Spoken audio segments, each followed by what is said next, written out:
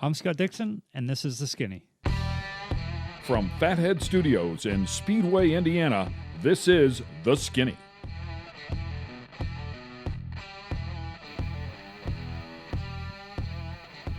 Welcome once again to The Skinny. We've got a big show coming your way. Stout and Rico, as usual, here. But inside the studio, we've got a fat cat, ladies and gentlemen. How about a five-time IndyCar champ, the 08 Indianapolis 500 winner, a four-time winner of the 24 Hours of Daytona, has won at least one race in the last 15 years consecutively in IndyCar, starting his 20th IndyCar season and his 19th season with Ganassi. Ladies and gentlemen, the Iceman cometh. Scott Dixon in the house, man. Man? Thanks for How you making guys some doing? time. No, thank you. Thanks We for having me. appreciate it. Yeah, absolutely. It's good to be here. Good to right be here. alongside is a guy that has been with him for, we were talking about it this morning, we think maybe 12 years. Going 12 season, yep.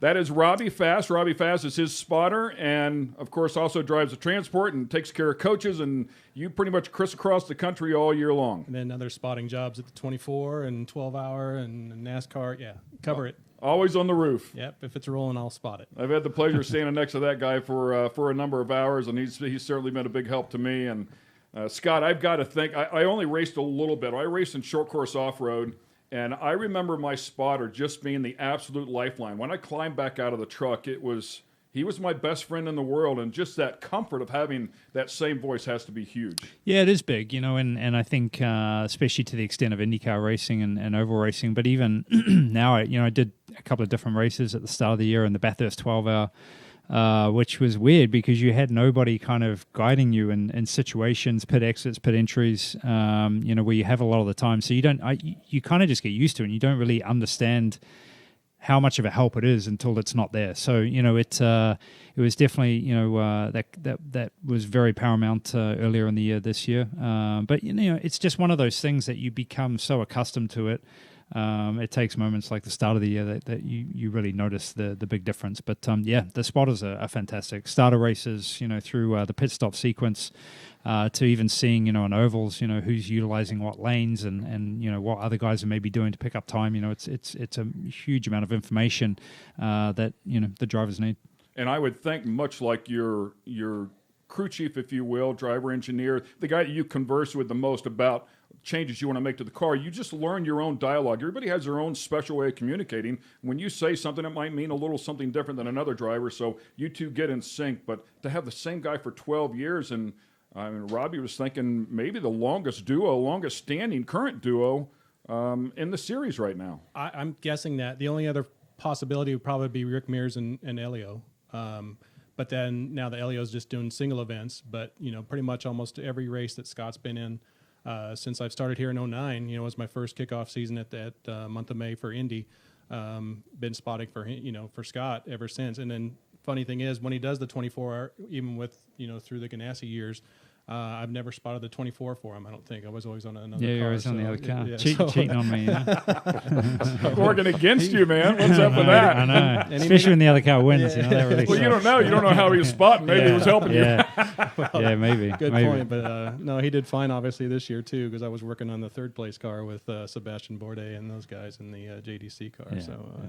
But no, in that and just doing all the different NASCAR stuff, it helps me out keeping and starting off, like you said, at the 24, when you're doing at least half the race, sharing it with another guy, it kind of gets your feet going and gets yourself back in the rhythm and stuff. And then, tests. We do tests at IndyCar for Ganassi, with Scott, so that we just do everywhere we go. I'll find a place, and sometimes it might be where he wants to put me too, rather than just picking my own, best place I can see stuff. So, like you said, for starts and restarts, and that's basically, but the test Monday, we needed help in traffic and just gapping ourselves. And that like when you're doing the test at Sebring short course, and there's 14 or 16 Indy cars, like it's very easy to step on top of each other in a, less than 52-second lap, so it's all those scenarios where you're trying to get out of the way of, traffic and people that maybe are on a hot lap. the data has changed so much too these days. You're on the steering wheel at least to have a gap chart on who's behind you and who's coming fast, which helps, especially on race weekends. But you still can't change or exchange that for someone actually visually seeing it and telling you right away, because then you have a totally better understanding of it. And my understanding, talking to the drivers, before the 500 when I've spotted for them, and talking with Davey Hamilton, the vision when you're inside of those cars is really limited. Yeah, it can be. I think especially Indy, it's a lot of people don't realize how narrow that track is. Especially on the front stretch. With the wall right there. The back straight doesn't tend to feel as tight just because you've got the grass and it feels a little bit wider. But Indy, especially when you start getting 3-4 wide, man, it gets really stressful. Getting to figure who's going to lift first or who's going to bail out of it, or if who's going to try and challenge you to the corner, and it could be all three cars, or four. So Indy is definitely very unique because you have the switchover of the two, spotters as well. You have 1 and 1 and 1 and 3 as well. So they have to work very well together. So it's definitely a common ground of knowing what everybody wants to hear and having that sync, especially at bigger tracks like Indianapolis. The Indy 500, such a special place, of course, for you. You've seen the highest of highs and the lowest of lows there. Winning it in 2008, you lost a teammate there early on in your career. And then, of course, that massive wreck that you had just a couple of years ago, and I was actually standing beside Robbie when that happened. Boy, that place has really delivered some crazy stuff to you along your way. Yeah, it's that's Indianapolis. I think that's what it is summed up. Is the highs and lows. Are just can be pretty brutal, that place. But I think that's what is so fun about it, is the challenges. And one day, even in testing, it can be feeling easy, and then the next day it can just bite you in the ass. And I think it requires 100% respect every day, every minute of the day, testing at that place. The fine changes, because you're running, so far on the limit that, the ambient conditions or a shift in the wind, it can take it away from you quickly. So that's what I love about Indy. It's just that challenge, it's trying to figure it out. And some years, you just know when you roll off in the first couple of days of testing that it's going to be a much easier year than some of the others. I think in recent years, the manufacturers play pretty heavily in the shift of power that's delivered on certain days, and then once you get to Fast Friday or qualifying, you really understand where you've been sitting. And unfortunately for us, the last few years we just haven't really been in the race. It's I think we got involved in one of the crashes last year, kind of running in the top 8, but the previous year we finished third, but it was more strategy that kind of got us there. Gone are the days where, we had a really good string of, runner-up positions, the occasional win that I had, at least in 08, and Dario had a string of them, through that period. So it's been a huge focus for our team, especially in the off-season of trying to understand where we've been getting it wrong and trying to reassess, some situations. But, hopefully Honda have stepped it up as well. I know that's been their sole focus in the off-season, has just been Indianapolis, and hopefully that plays true. Yeah, talk about that race in its entirety for a moment. It seems to me, and I don't recognize I don't see it in other races as prominently as I do in the 500, but the progression of that race starts off, it seems as though, like you say, everybody kind of being respectful. Things can go wrong really quickly there early on, but it seems as though everybody bides their time through the first half of the race. The second half of the race, things start picking up, and it's noticeably how things start picking up. And then the restarts with a quarter of the race left to go, man, it is gloves off, 4 wide, people driving in the grass, and it always is mind-boggling to me. It's like, are they just that comfortable with the car now after being in it for that amount of time? Or is it the urgency of trying to get in the front at the end of the race? A little bit of everything. You can just see how much more aggressive they are at the end of that race. Yeah, for sure. I think Indy's definitely become a track position race. Gone are the days where it didn't really matter too much where you started. You had plenty of winners from, back in, 15th and back. It is a little more difficult unless you have a dominant car, which you saw this year, or last year. I think, Pagano really had a dominant car. It was just one of those things that, even if he got into the middle of the pack, he was going to fight his way through. So, those years are ones that you definitely cherish and try to make the most of it. I think the race has changed a little bit. I think a lot of the new driver car combinations that we've had probably in the last couple of years, I think the urgency has become a lot earlier in the race. You've seen a lot more desperation, I think, earlier on.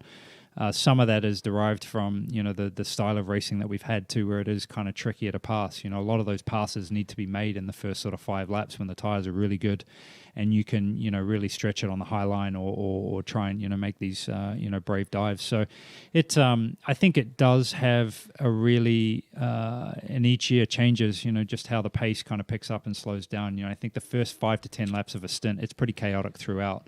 And then everybody gets into a fuel save mode or trying to reposition themselves and kind of, you have a little bit of a lull. But it's full of emotions, I think throughout that day. And that's one of the hardest things I think to overcome is those highs and lows that even, we were talking about it from year to year in the race, man. It's crazy. Just, those peaks and valleys that you have, over a 3-hour period. Yeah, the last couple of years I wasn't there, but the year before I was on Carlos Munoz, and I remember about mid-race or so, we were under a caution, and he said to me, has anybody gone to the top yet, talking about on the restart? Yep. And I said, I haven't seen anybody go up there yet. That restart, Rossi, around the outside, and passing people, and 3 wide in the short chute between 1 and 2.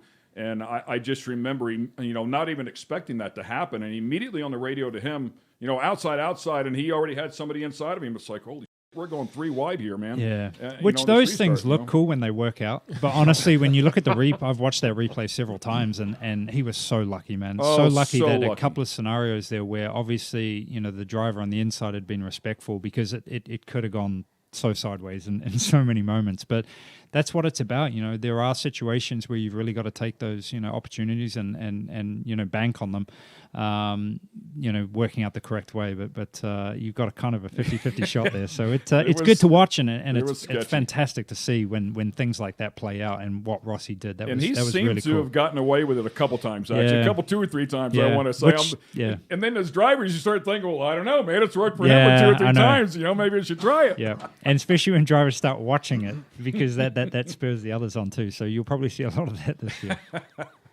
Hey, let's go back just a little bit, because I was doing a little bit of homework on you, of course, as I should, but I was pleasantly surprised to see that both of your parents ran dirt cars at some point. Tell me about that. What was that like early on in your days? So my dad kind of raced a bit of everything at like a club level. He did rally car, he did dirt track. They owned a speedway actually in Townsville in Australia for a period of time. Actually, that's why I was born in Australia.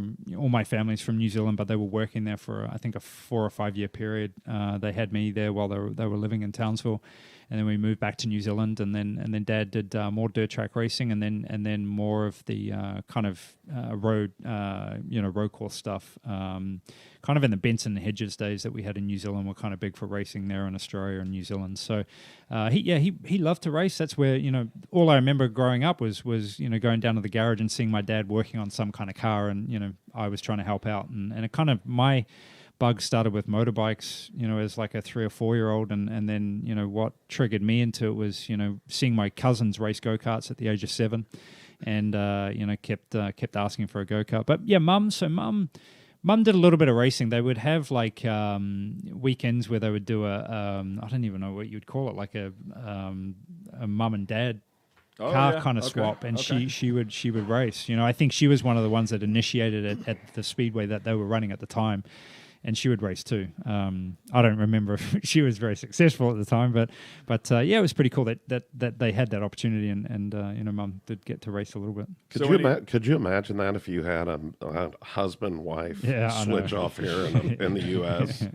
Well, you would have. They would be beating each other up before they ever got in the car. I'm pretty sure that's why it didn't really last too long. So for a number of years, I did this show called Lucas Oil on the Edge, and one of the shows that we did was actually in northern Indiana. I want to say it was a demolition derby, but it was the divorcee demolition derby. It was in Cherville, Cherville, Indiana. That's a great idea, though. Kill cares. Yeah, it was couples that had been divorced, and they put them in cars, and somebody threw a green flag. Yeah. That's perfect. That could be deadly, though. We need to bring that back. Exactly. It could be deadly. Oh, you're not supposed to hit anybody in the driver compartment. Yeah, right. There were some big hits, and ironically enough, it was the women that were really angry, man. They were handing some hits out. Like, finally, the muscles are even here. I'm sure the guys were laughing a lot, though. But there was probably a lot of insurance plans taken out before that one. Yeah, I know it's my ex, but I need to get a plan on her. Yeah. Yeah. But no, it's so that's how kind of my racing career started, and yeah, I guess it was inevitable. My parents loved it. I have 3 sisters and a brother too, and one of my sisters raced for a long time, and so did my brother in go-karts. They were a lot older. I think the next youngest was 8 years older than I. So it was just a family thing. So how far did you go up into go-karts, and then where? So I skipped out of go-karts kind of at 13. Just got into junior category and ran that for maybe a year and a half, and then started in Formula V. So I think at that point I was the youngest. I think it was a Guinness World Record at the time, was when I was racing open wheel at the age of 13. It's probably been beat now, just with the age of some of these young kids.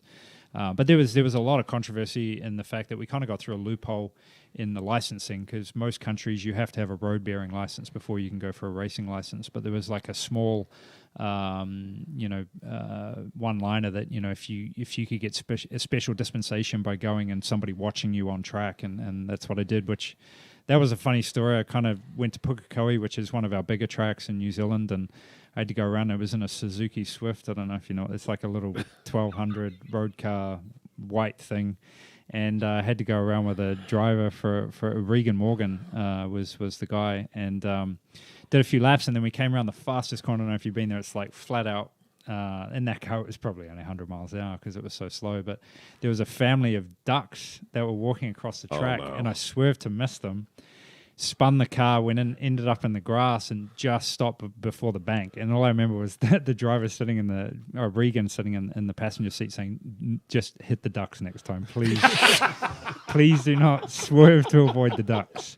By the way, no ducks were harmed in this show, and apparently at that racetrack. So so that was the end of my practice day there. But so let's go along in that same time frame, because you were 13 years old. Let's hear about the Nissan story, because apparently you had a pad strapped to your back so you could reach the pedals. Yeah, so it was kind of within like 2 months, I had my first Formula V race and ran really well.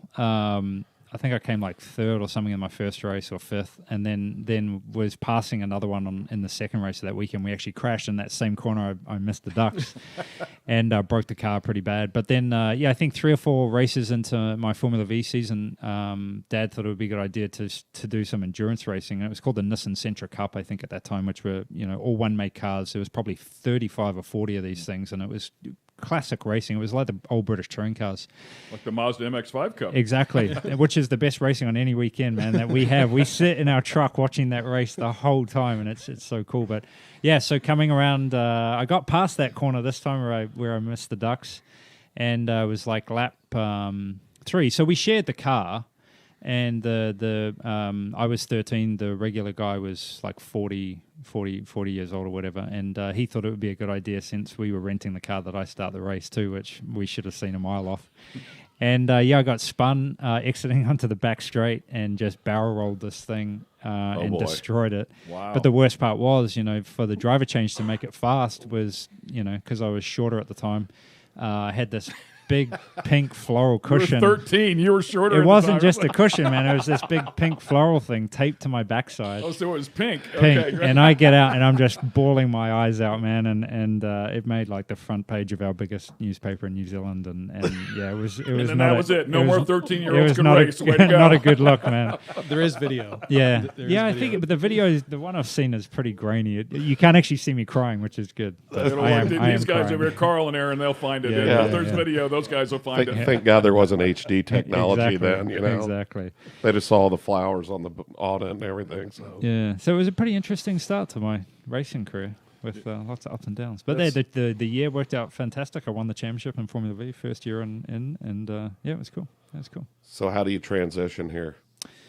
So then we went to Formula Ford. There was Class 1, Class 2. Class 2 was the older cars. Like I think we ended up buying like a 1986 Van Diemen or something. I can't even. Oh no, it was a Swift. And then we won that year in Class 2. Moved up to Class 1.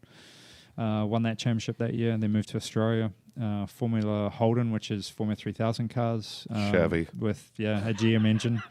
And finished Rookie of the Year in the first year, won the Australian Drivers' Championship the following year, and then made the jump to America. But we were kind of on the way to Europe to start testing in Formula 3. And at that point, Kenny Smith, who was helping me, still racing, he's God knows how many years old now. Like he's still doing the New Zealand Grand Prix down there. He knew Vern Schuppen and Stefan Johansson. They had an Indy Lights team. And on the way to Europe, we kind of stopped off in Sebring, did a 2-day test. First day was with Pac West Racing, and then second day was with Johansson. We ended up being the quickest out of the open test, and they did a deal that we couldn't refuse, and I never made it to Europe. So it was not only was it the quickest, but it was a lap record, by the way. Yeah, it was a good test. Yeah. Yeah. It worked out. Out of the box. Yeah, no, it was good. It was fun. So what, you were 2 years at Indy Lights? Is that what I... So I did 1 year with Stefan Johansson and Vern's team. And I think we were, I don't know, Rookie of the Year maybe that year. We had one win, I think, in Chicago, and then went on to Pac West. And then I think we won half the races that year and won the championship. And So how many Indy Lights were there then? Do you remember? About 30. Yeah. 28 or 30. It was big fields. Do you really think Roger will get that back? I don't know. It's a weird dynamic now, right? Because it's so split. You know, I think the whole Mazda Road to Indy, or I don't even know if it's still called that, is it needs to be, but it's not. It's kind of fragmented, you know, and because IndyCar don't really have it under their arms anymore, that it kind of. I don't know what they're going to do. It's kind of expensive too, you know, from some of the numbers that I was hearing. You know, it is pricey and it isn't. 1.5. Yeah, but when I did Indy Lights, it was kind of, you know, for the guys bringing the money, you know, it seemed like every team had a guy that brought the money and then a guy that didn't bring as much money, and they were still asking somewhere between, you know, 900 and 1.3. So, you know, it hasn't really changed that much. Right. It's just that the IndyCar series has got so much cheaper. You know, gone are the days where it was, you know, 25, 30 million per car. You know, if you can scrape together $2-3 million now, you can get a drive. You know, with all the factors of you know the leaders circle money and everything that gets tipped in. You know, it's achievable. So that I think is where they lose out a lot. You know, you've got people that are kind of skipping Indy Lights because you know if they can raise a little bit more money, they can go straight to IndyCar.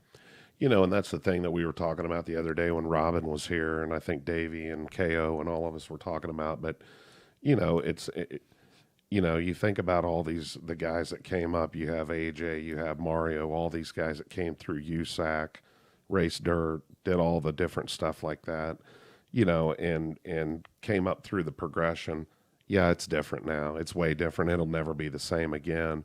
But the problem is you have somebody like, as again, Cody Swanson, probably the most deserving guy to try to get an opportunity, right? The most deserving since Brian Clausen would be my feelings of it. And, you know, so we're working on trying to get Cody something in, you know, the Indy Lights deal. And, you know, it's probably $150,000 just to run the you know, the Freedom 100. Yeah. But, you know, that $150,000 could turn into a career. It's kind of exactly what you just said about, you know, Stefan Johansson's deal and that. Yeah, I think if you look at my path, it was you couldn't write a book and have paid that as well. You know, I was very lucky with some of the opportunities that opened up. We'd had a great group of investors. We were one of the first to kind of do the investment program. We had 14 New Zealand investors that kind of raised the money for me to kind of live and pay for the racing career. Which, you know, then, you know, had to pay back, you know, over a period of time as well. So, you know, it seems like that thing or that function is a little more common too, but it's still hard, man. It's harder now. The business model has changed so much, and it seems like there's such an influx of rich, wealthy families that are just piling in the money, and it's kind of a lot of the talent's getting lost. Yeah, yeah, exactly. I was just going to say the timing of it, I think, is what you were talking about there or alluding to. Is so critical, and a great example of that would be Connor Daly and Joseph Newgarden. Those two kids came up through the ranks side by side, up into Indy Lights here, and then Connor decided to go to Europe.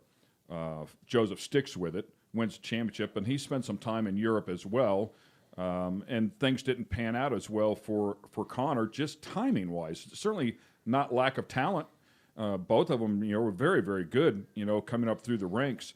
And Joseph, despite having a team owner that passed away, managed to hang on, comes back over here. The timing of Sarah Fisher's operation becoming lucrative with money and wanting a young American driver, he falls right in place, and then it moves forward to Carpenter, and then it obviously delivers here in the last couple of years to Penske. But then you look at Connor, and Connor's still scrapping as hard as he knows how to, you know, to stay in the hunt. And it's just funny how close it can be and go different directions. Yeah, and even my, just because I know my career, any sort of sway in the timing line there could have shifted it big time. Even the Pac West, well, I think Tony Renner and I were the only people that ever got paid in Indy Lights history. I think we made, like 150 grand was the base, and we got a load of prize money. Like it was insane that we were getting paid to do Indy Lights, which was, I'd never heard of it, because when we went to try and do the deal, they're like, oh, we'll just put you on the same deal as Tony Renner. And then we saw the contract, we're like, yeah, sure, we'll definitely take that.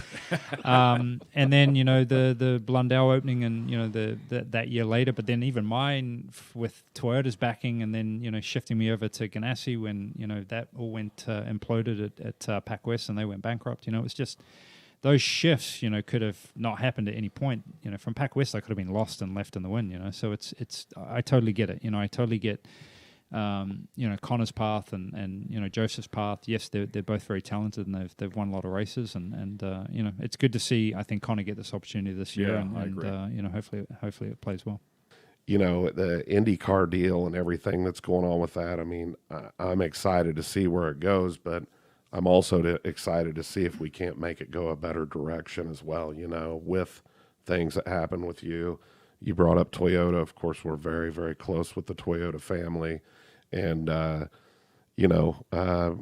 keep saying, so when are you guys coming back? Yeah. And they're like, quit talking about it. And I'm like, Roger's going to get you back. So when are you guys coming back? Yeah, manufacturers are important. I think even if you look at the driver programs they have in Cup, and it's just the feeder that they use. Is you need unfortunately the manufacturers, and really IndyCar's missing that big time right now. I think with the two, we're very lucky to have such great brands, but they really need a third, or even better would be a fourth. And that's what I was thinking whenever you said it's so fragmented with Indy Lights. That's where the big teams need to have that manufacturer support to have that Indy Lights program to keep that driver feed coming up through there. Yeah, it's hard. I think when you look at the history of IndyCar racing and Indy Lights, though, there was never really, none of the big teams really had Indy Lights programs. It was kind of, it worked because the steps were at that time when you were going to IndyCar, there was enough of a jump that it became such an ideal zone to go to Indy Lights, and if you did well, then you were going to get picked up, and then you were immediately paid.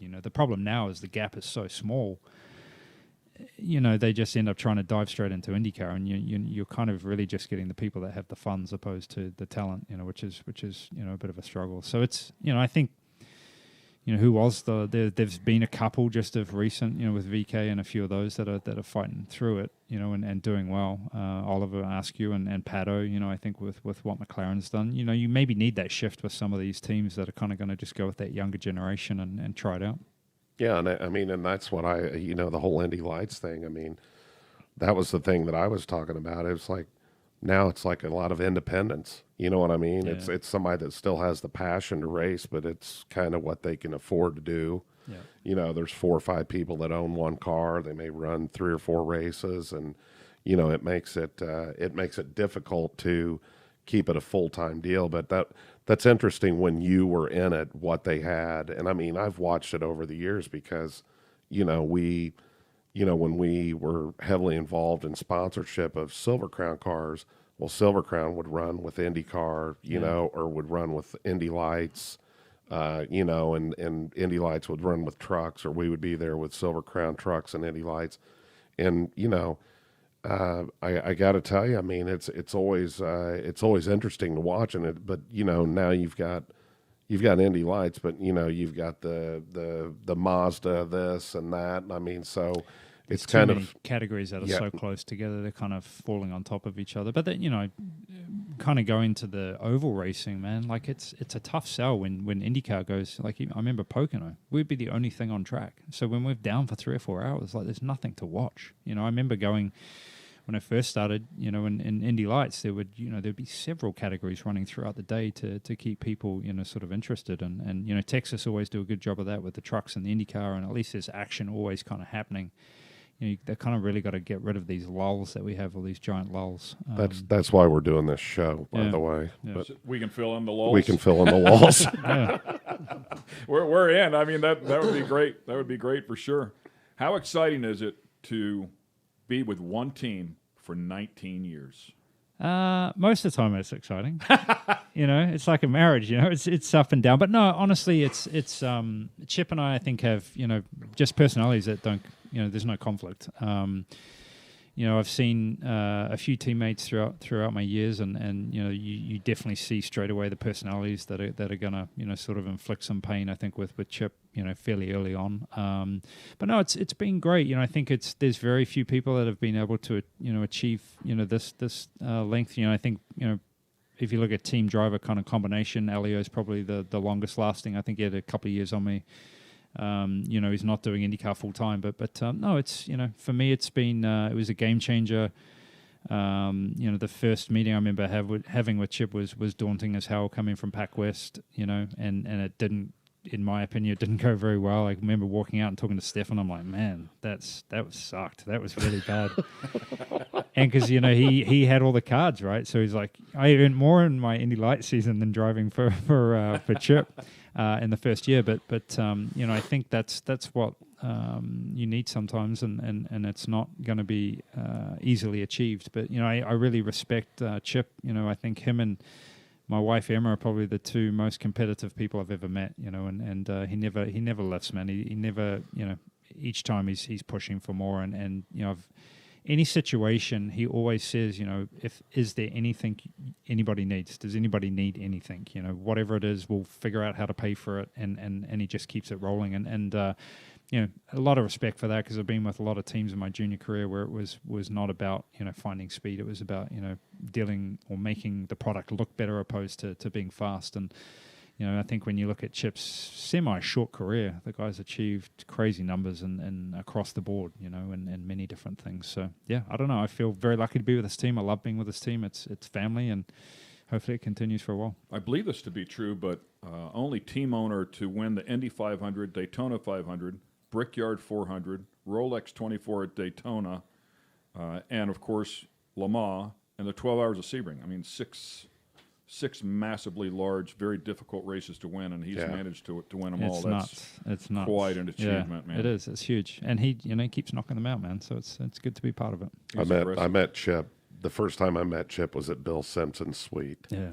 And of course, Bill's in there running the show, and Chip's just sitting there, just listening to him. Yeah. Really not saying much. Yeah. And, but nice guy. I mean, it's a lucky guy to work for somebody like that as long as you have. So yeah, he's demanding, and he has his quirks like everybody does, and like I do. But deep down, I think Chip's changed a lot from when I first met him. He could be pretty mean, and I've been in some meetings where I've felt very small with him, and walked out and thinking that's probably my last year, but he's got a big heart. I think he values a lot of things that people necessarily don't see that out of him, and I think when the biggest thing, like when I've been part of the Dan Weldon situations or Justin Wilson's or anything, he's the first guy, man, in there trying to help and help in a big way. Whether it's the family side of things or down the road trying to make sure everybody's okay. So it's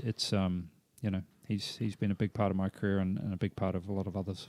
I see a lot of that. I call it passion. I know you said in that moment he was mean, but if you take a look at his personality, and I don't know him personally, but just people like him, there's a lot of passion there. And so everything, if he's angry and he's being mean right now, he's going to be the meanest of mean. And if he's loving right now, he's the lovingest of loving. And if he's racing right now, he's the most competitive guy. It's just big personality, big passion. And when he's going, man, he's on the gas, and whatever direction it is, he's going. Yeah. Most of the time, it's a fun ride, man. It's a fun ride. Right? A couple of bumps along the way, and you get to spend a lot of time with him, too. I mean, I know you're in and out and working with him. You're sitting over there. You can't just not say anything the whole time, so we'll aim a couple at you. This is pretty cool just to be here, to be honest with you. The track's clear right now, so he's... Yeah, Scott's not on track. Clear all around.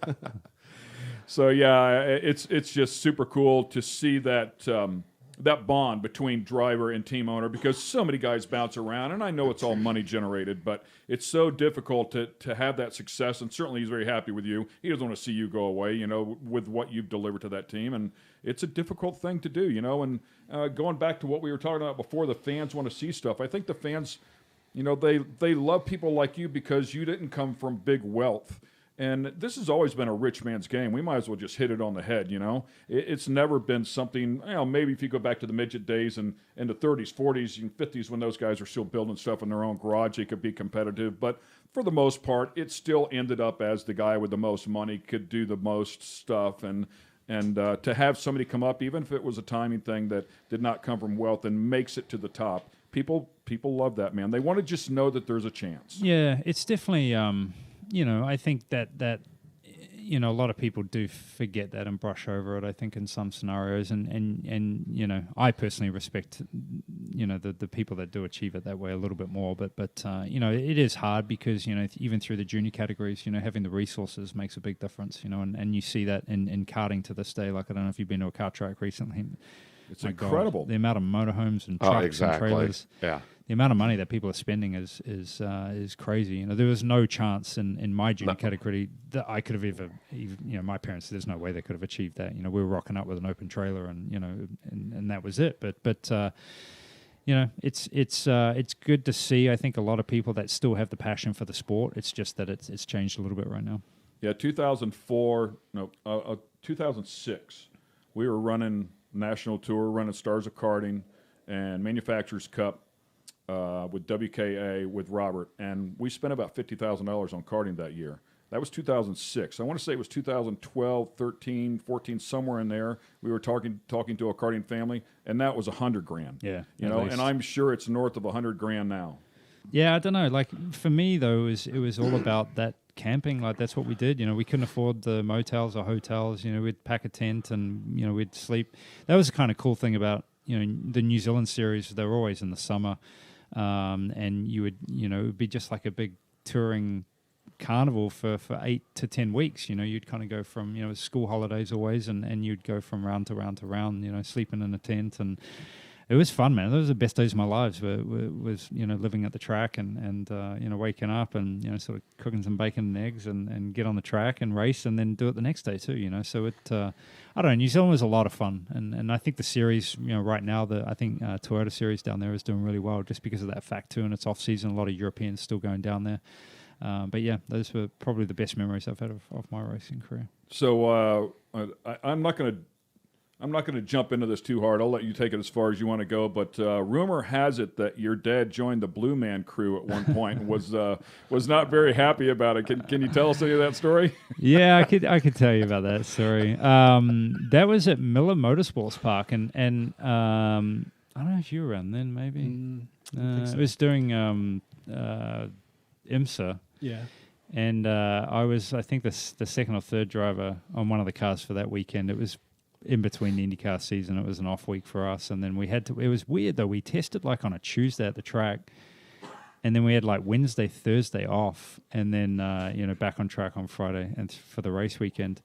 And so we were doing nothing, and then, you know, someone's like, "Hey, we've got some moonshine in one of the motorhomes, and, you know, there's nothing to do out there." So we're like, "Okay, let's start drinking some moonshine." Salt Lake City, yeah. That was way at Tuella, yeah, which is a dry county too. Right. And so then everybody's probably had a few too many, and then my dad, we see him walking over to Portaloo or Portageon or whatever it's called, and I was with another person, and they thought it would be quite a funny idea to rock it. So we rocked it, and it was actually sitting on like a curb. So it was on top of the curb. So actually, when we rocked it, I feel like I wasn't the one that rocked it that much. But as it turned out, this thing rocked all the way until it tipped over, and of course it tipped door down, right? So oh no! All I remember is like I'm trying to lift this thing off him, and then I see him. He's just covered. He's blue. He looks like a Smurf. And then I see this like bright orange turd sitting right on his chest, and he's trying to hit me. So I'm like, I put it down again, and I run off. And so yeah, long story short, it was a bad day for my dad. He was not real happy about that, as you can imagine. And actually, that weekend got worse. I think he then got in a car accident in my rental car, which wasn't in his name, wrote the thing off, and of course somebody had to pay for that too. The weekend literally turned to crap. Yeah, for a weekend that I was helping Chip out, not driving for any money, it cost me a lot of money. And my dad still hasn't let that one go. Your dad's dignity on the way there. Yeah, right? I'm just glad there wasn't many people there that well, I don't think there was anybody there that witnessed it, but he definitely remembers. I remember going to the hotel that night and apologizing, and he was still, for days, he was still a tinge of blue. I don't know how hard it is to watch that stuff off, but I feel extremely bad for that. For Racetrack sure. memories, Oh man. Oh man, it's yeah. I've tried to let that one go, but that one seems to keep popping up. So you've had a day and a half in the car. You've actually had a little more time than that with the windscreen, right? Didn't you test a little bit last year with the windscreen? A little bit, yeah. We did earlier on, I think, with the different version, which was the just the screen portion, and then it changed, I think, later in the year, which I did Indianapolis and then also Richmond, which there were 4 tests. I think there was Indy, Richmond, and 2 Sebrings or something like that. Oh no, there was an Alabama, a Barber. So yeah, it's been pretty good, man. I think the whole conditioning from PPG and Red Bull Technologies. I think that what everybody knew and then put together, I think was a huge jump. But I think the way that Red Bull have been through this process on the F1 side for a little while, so they had most of it developed already. So it was pretty seamless, and I think through the Coda test, which was really only about a 5 or 6 hour test day, and then Sebring, obviously no issues. Coda had some rain, so it was good to finally test the screen to see what was actually going to happen. But I think there's still that rare situation like we had at Detroit Race 1 this year, where it rained. It started as a wet race and went dry. And because it's a concrete circuit, it has that kind of concrete dust to it. And when I actually crashed in that race, but when you were taking the tear off, each time you would kind of get the spray, it would be a milky white, and you were just peeling through tear off. So that's kind of the only scenario I think that may be an issue, because you can really only pit and take a tear off. But if it happens every kind of lap or two, then I don't know what you're going to do. So there is like a drop dead situation. I think that the glass portion can come out and just have the halo, which on a street course I think is sufficient enough for sure.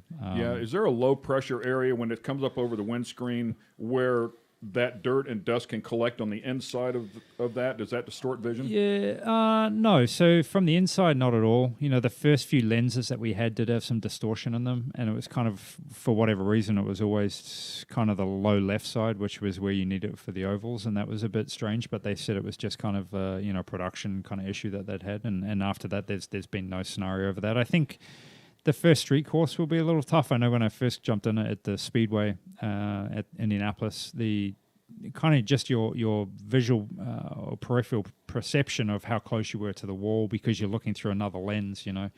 I wear contacts, I have a visor, you have tear-offs, then you have another lens, then you have tear-offs. There's a lot of dimensions you're kind of looking through. So that was a little, probably the first 4 or 5 laps, I think kind of just figuring out how close you were to the wall, which on a street course I think could be interesting. I think especially for the first 5 laps, maybe the first session. But what they've done, and the cooling was an issue to start with too, because when you're doing 200 miles an hour, the airflow is pretty good, but when you start to enclose that was a big issue. So they've opened up a lot of front nose area, and then also inside by the shock area or panel on the front now, pushes air into the cockpit. So there's a lot of cooling, and even now we're running a helmet pumper. So there's a deflector on the outside of the car that runs a tube to the helmet too now, which gives us more air as well. So it's they've definitely covered all the bases. Wow, well, that's great stuff for sure. We'll see how everything pans out, and a few changes there. I was surprised.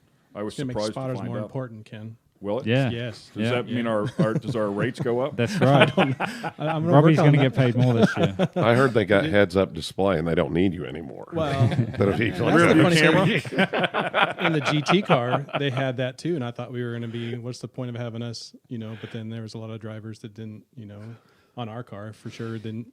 Really use those that much. I don't know if you did much in the GT. Those were good for. So those have radars on them too. Yeah. The ones in the GT cars. So it gives you a good perception of how fast the car is coming from behind. So it could help you at night a lot. To know if you're racing another GT car, or if it was a prototype coming through. Just because it would have speed arrows that would come up on the picture. with it looking back on the other cars, which was handy. But the one on the Cadillac is kind of pointless. Like, it's right in front of the rear wing, so all you get is a really good view of the rear wing. Yeah, and Sebastian didn't like the one. You can't see anything else behind it. The It's one like the the camera needs to be on the wing. I don't Sebastian said the same thing. He said he didn't even bother. And it's like way up here. So Yeah, you'd it's have up. to be You have to look driving, out and up. Our drivers, I was telling Robbie earlier this morning, we had breakfast together, and at nighttime it's just blown out. When the headlights are coming up, the rear view camera, it just blows the whole screen out, so they don't even want to look at it, almost like turn it off because it's so bright to their eyes. The technology is pretty trick now, though. Like the stuff we use at Lamar for the GT program was insane, and especially when the prototypes there are so much faster than the GTs. Like it created a lot less accidents, man, just because you knew somebody was coming, and they're a huge safety How device. far back does the radar pick somebody up? It's quite a ways. I don't know the actual, but you would know for at least 5 seconds how fast this thing was coming, and you could clearly depict if it was a P1 car or a P2 car or a GT car. Like they're good, man, really good. That's amazing for sure. I knew the Corvettes. They had some They have wicked really cameras nice too, inside theirs for a number of years now, and obviously you being in the P car, it's so much. Most of your stuff is out of the windshield, but I was blown away at how close the GTLMs and the GT cars were this year. I mean, the speedway speed was almost identical. I mean, they could get into the turns harder.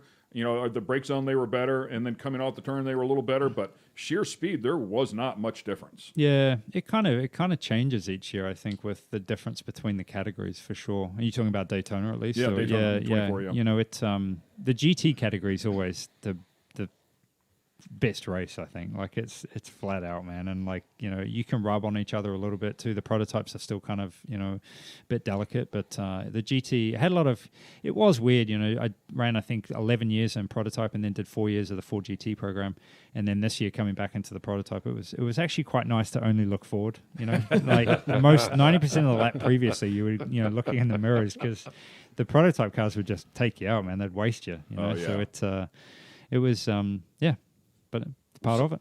Yeah, no, it's super cool of you to take the time out. We know you're a busy guy, and a million people want a slice of it. So thank you very much, and man, we wish you the best of luck this year. And I know you can beat them going fast when they give you a fast car, but you've got the ability to beat them in a slow car. Between you and Mike Hull, and your ability to save fuel and his ability to strategize is just unparalleled, man. Incredible team. I appreciate it. Thank you, guys. It was a real pleasure. I'll be back for sure. I love it. Awesome. Very cool. Spread the word, man. And Robbie, can't thank you enough, pal. Thank you. I know, appreciate it. You're a big part of making this happen as well. Absolutely. So thanks a lot, man. No worries. So there you go, guys. Another edition of The Skinny. Scott Dixon, Robbie Fast here in the house. Hope you enjoyed it. We'll see you next time. Thanks for watching this episode of The Skinny. Be sure to check out all the latest sun and optical eyewear at fatheads.com. Special thanks to our sponsorship partners at Elliott's Custom Trailers and Carts.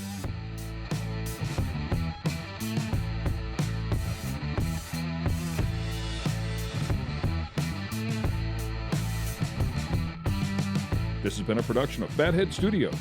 Please remember to subscribe.